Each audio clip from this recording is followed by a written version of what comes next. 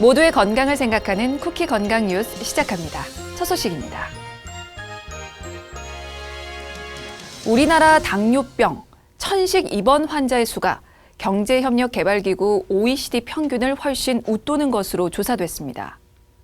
보건복지부가 OECD에 한눈에 보는 보건의료 자료를 분석한 결과 지난 2019년 기준 한국의 당뇨 입원 환자는 인구 10만 명당 224.4명으로 OECD 평균 127.1명보다 1.76배 많았습니다. 천식 입원 환자도 10만 명당 65명으로 OECD 평균 37.5명에 1.74배로 나타났습니다.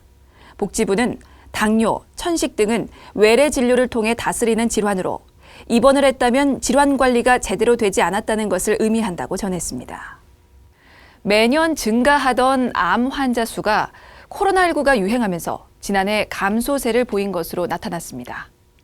건강보험심사평가원이 암 질환 의료 이용 현황을 분석한 결과 2016년부터 4년간 연평균 4%의 증가율을 보이던 신규 암 환자 수가 지난해 27만 5천여 명을 기록, 2019년 대비 3% 감소했습니다. 심평원은 코로나19의 영향으로 지난해 국가 무료 암 검진 비율 자체가 전년 대비 6.4% 줄었다며 조기 진단이 늦어지면 환자 예후와 사망률에 부정적 영향을 초래할 수 있다고 강조했습니다. 이 같은 코로나19의 영향은 사실 의료체계 전반에 미치고 있습니다. 최근 급성 심장 정지 환자의 생존율이 떨어졌는데 코로나로 인해 구급활동 등이 제한을 받은 것으로 보입니다. 소방청과 질병관리청이 밝힌 2020년 급성 심장정지 조사 결과에 따르면 지난해 구급대에 의해 병원으로 이송돼 의무기록 조사를 마친 환자 3만 1천여 명의 생존율이 7.5%에 그쳤습니다. 국가급성심장정지조사 자문위원회는 감염 우려로 인해 적극적 심폐소생술은 줄고 이송병원 선정이 지연되면서 구급활동에 제한이 있었다고 밝혔습니다. 미세먼지가 아토피성 피부염 같은 만성 염증성 피부 질환을 악화시킨다는 연구 결과가 나왔습니다.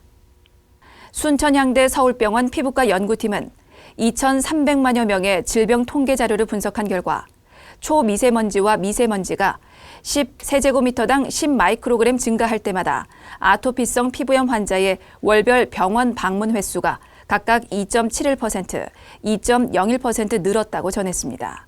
연구팀은 피부는 대기오염 물질과 먼저 접촉하는 부위라며 이번 연구로 미세먼지가 아토피성 피부염, 지루성 피부염, 건성 등의 질환에 악영향을 미친다는 사실을 확인했다고 덧붙였습니다.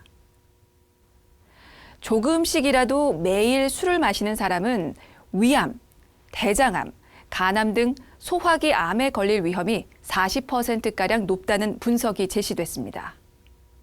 서울대병원 강남센터와 삼성서울병원 가정의학과 공동연구팀이 만 40세 이상 1,100만 명의 음주 패턴 등을 관찰했습니다. 그 결과 주당 알코올 섭취량이 가장 많은 과음군의 소화기암 위험은 비음주군보다 1.28배 높았습니다. 술을 매일 마실 경우에는 소화기암 위험이 1.39배까지 올랐습니다.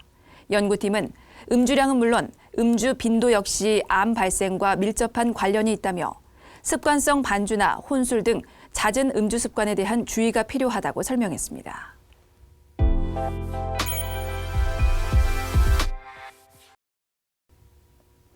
신체 활동이 제한되고 운동량은 떨어지는 겨울이 오면 소화 비만에 대한 관심이 높아집니다.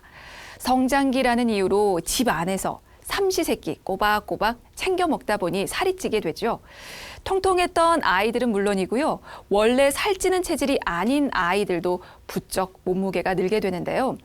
사춘기에 이르기까지는 주로 지방세포의 수가 증가합니다. 때문에 비만 상태가 지속되면 이후에 체중을 줄여도 이미 증가한 지방세포의 수는 감소하지 않아서 쉽게 살찌는 체질이 되고 또 비만인 아이들은 성인이 되어서도 비만으로 이어지기 쉽습니다. 부모들이 아이의 비만을 심각하게 인지하고 식습관과 운동에 더욱 신경 써야 하는 이유인데요. 아이가 소아비만이라면 식습관에 문제가 있을 가능성이 가장 크다고 합니다. 하지만 성장기에 있는 만큼 조건 없는 식사량 제한은 성장에 좋지 않겠죠. 자, 그렇다면 식습관 관리를 어떻게 해야 할까요? 우선은 달고 짠, 자극적인 음식은 끊어야 하는데요. 단맛을 내는 것 중에서도 가장 위험한 것이 액상과당입니다.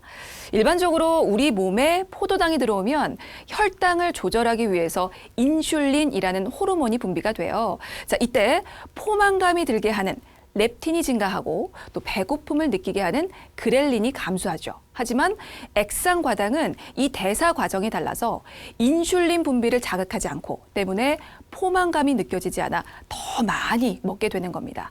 아이가 매일 탄산음료와 같은 단 음료를 마시는 습관이 있다면 가장 먼저 끊어줘야 하고요. 또 식탁에서는 TV나 스마트폰을 보지 않고 오로지 식사에 집중하는 것이 좋습니다. 스마트폰을 보느라 식사 집중도가 떨어지면 평소보다 더 빠르게 음식을 섭취하거나 음식을 대충 씹어 삼키는 등의 잘못된 식습관을 가질 수가 있거든요. 음식을 제대로 씹지 않아서 분해되지 못한 음식은 위에 부담이 돼 속쓰림이나 복통과 함께 소화불량을 유발할 수가 있겠죠. 자, 그리고 포만감을 느끼게 하는 렙틴은 식사를 하고 15분 뒤부터 분비되기 때문에 잘 씹지 않고 빨리 먹으면 더 많이 먹게 되니까요. 천천히 꼭꼭 씹어서 먹으면서 20분 이상 식사하도록 해야 하고요. 또 밤 늦은 시각에는 식욕 촉진 호르몬인 그렐린이 가장 많이 분비되기 때문에 식욕 제어가 어려워져서 과식하기 쉽습니다. 게다가 밤에는 섭취한 영양소가 에너지로 소비되지 않고 몸에 축적되니까요. 저녁 식사 이후에는 야식을 먹지 않도록 하고 정해진 시간에 잠자리에 들게 하는 것이 좋습니다. 자, 이렇게 식습관 관리 외에 체내에 축적된 에너지를 소모하기 위해서는 적절한 운동도 필요한데요. 비만 관리를 위해서는 유산소 운동을 주 한 3회에서 5회 정도 낮은 강도로 꾸준히 하는 것이 가장 좋습니다.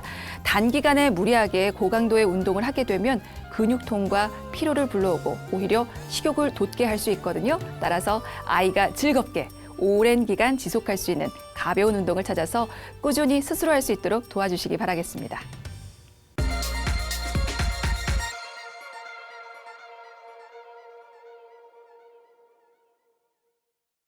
쿠키 건강 뉴스를 마칩니다. 시청해주신 여러분 고맙습니다.